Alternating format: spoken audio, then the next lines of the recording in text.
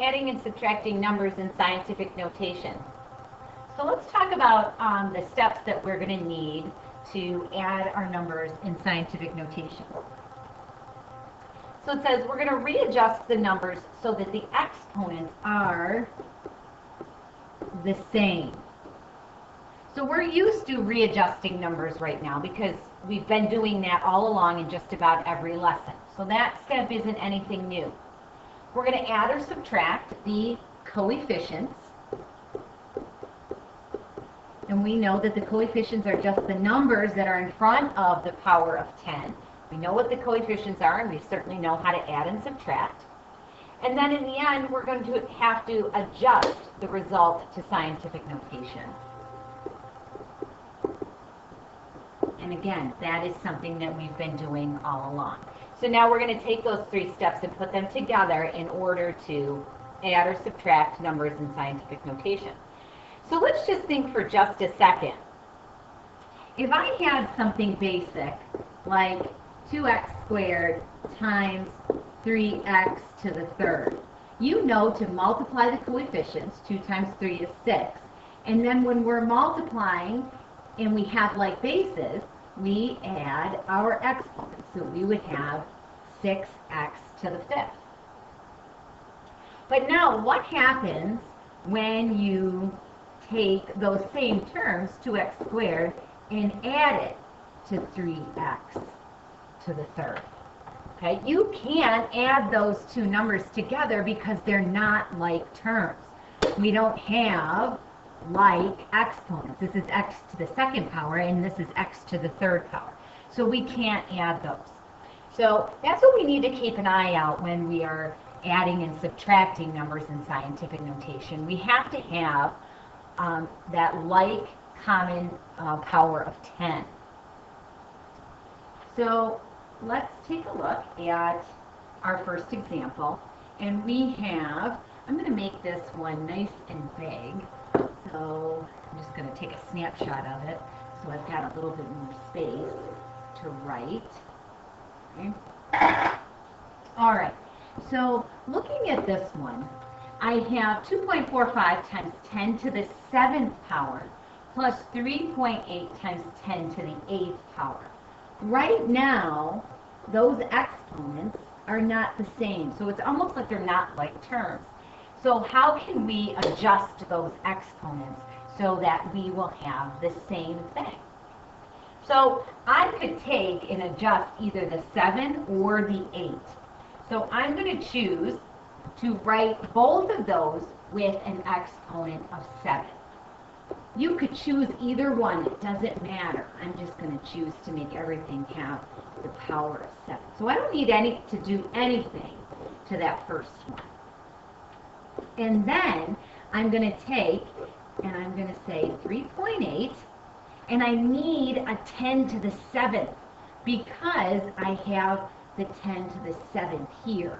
I'm going to need a 10 to the 7th over here. I can't just write that. I need to make sure that it's equivalent. So 10 to the 8th would be 10 to the 7th times 10 to what power? What plus 7 is going to give you 8? And we know that it's a 1 because that 1 plus 7 would give us that 8.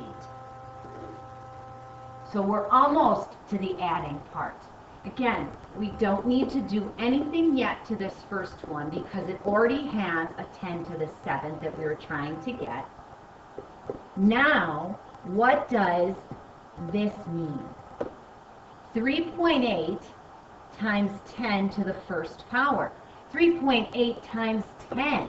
3.8 times 10 is 38 times 10 to the 7th. Now I have my like exponents, which I needed to have in order to add. So now I'm just going to add. I'm going to add my coefficients, 2.45 plus 38. You go right to your calculator, and you're going to get 40.45.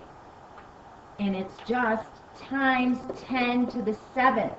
We leave those exponents alone now because we're adding. Okay, we're not multiplying.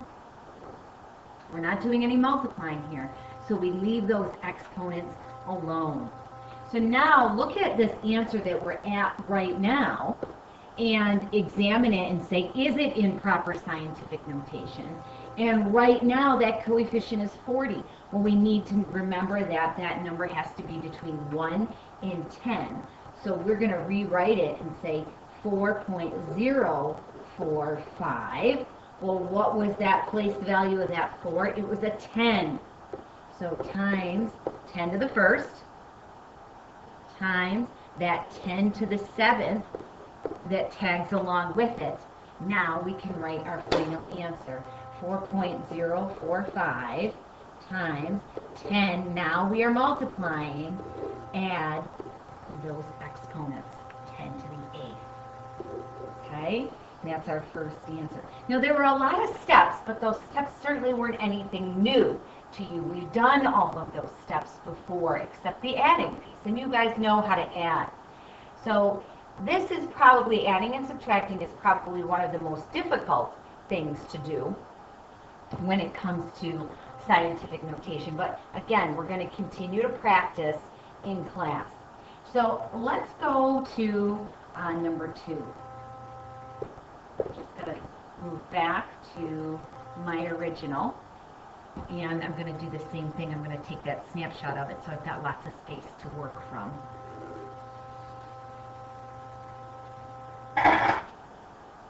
All right, so number 2, we've got our problem, and I immediately examine my exponents. It's 10 to the 5th, and that one is 10 to the 8th. I'm going to make everything have 10 to the 8th power. I'm just picking that. That's what I'm going to decide. I'm going to have everything have a 10 to the 8th power. So right now, I'm going to leave this second one alone. I don't need to do anything to it. I've chosen to try to rewrite the other to have a 10 to the 8th. So how do I do that? So 2.456. I need that 10 to the 8th power. I know that's what I need. Oops, not an 18. I have that 8 in my brain. 10 to the 8th power times 10 to what power? Times 10 to what power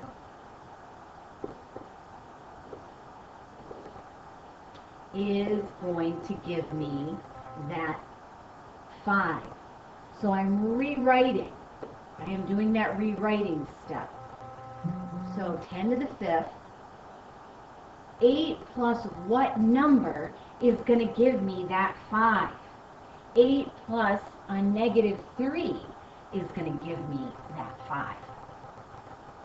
So now I need to continue to adjust, and I'm going to have to take and multiply that 2.456 times 10 to the negative 3, right? Times that 1,000, times the 1,000. So that ends up being 0.02, my apologies, 0.00246 times 10 to the 8th. I've adjusted it. Plus, I didn't have to adjust this other one. Do my exponents match? Yes, they do. I've adjusted, so I have a 10 to the 8th. I've taken care of my coefficients. Now that's all I need to do is add my coefficients. So over here on the side, I'm going to show what you're going to go to your calculator with. You're going to go and add 0034. That's what you're going to go to your calculator and add up. 6.005856 is what you should get. And what were we trying to get all along? times 10 to the 8th power. Do I need to adjust any more, or is this in proper scientific notation? If I take a look at my coefficient, it's a 6. That is certainly between 1 and 10. There's my final answer. So let's go and do number 3, and then I think we'll be done. I think 3 examples of this, okay, is probably going to be good. All right, so let's see. I've got a negative 5 as an exponent, and I've got a negative 6 as an exponent. I'm going to try to make everything a negative 6. Like I said, you can choose to make everything a negative 5. I'm just going to choose to make everything a negative 6. So I'm going to leave that second one all alone till the end. I don't need to do anything to it. So how can I rewrite this one? 1.4, that stays the same for right now. That 10 to the 5th, remember, I'm trying to get everything to have a 10 to the negative 6th power. Well, negative 6 plus what is going to give me a negative 5? Negative 6 plus what is going to give me a negative 5? And that should come to you that that's a positive 1. So now I've got to take, I should keep my parentheses, okay, around this. Okay. I've got to take it, I've got to do my multiplying. So I'm going to multiply my coefficient,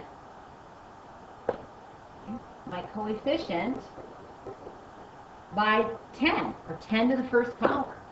So 1.4 times 10 to the first power is 14 times 10 to the negative 6, minus the one I didn't have to do anything to. Now let's examine those exponents real quick. Negative 6 and a negative 6. We did our work. Now let's do the subtraction. So what are you subtracting? 14 minus 5.67, and 14 minus 5.67. Certainly on your calculator, you should get 8.33 times 10. Remember, we're subtracting here, so we leave the exponents alone. We keep them as they are, 10 to the negative 6. Double check your answer. Is your final answer in proper scientific notation? I always examine that coefficient. That's between 1 and 10. So we're good. Excellent job. Keep in mind, we're going to keep practicing this in class. And if you need to go back and watch another problem, again, you certainly can do that. We'll see you tomorrow in class.